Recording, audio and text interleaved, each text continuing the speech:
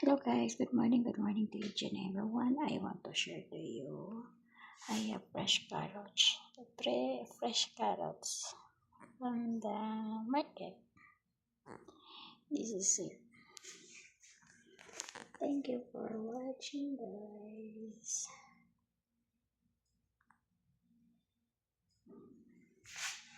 But I have more vegetables now. Let's eat the vegetables every day.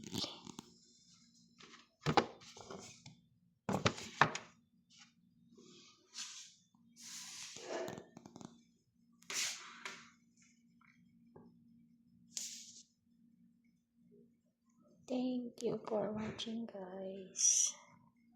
Happy to share to each and everyone. Happy Sunday, everyone.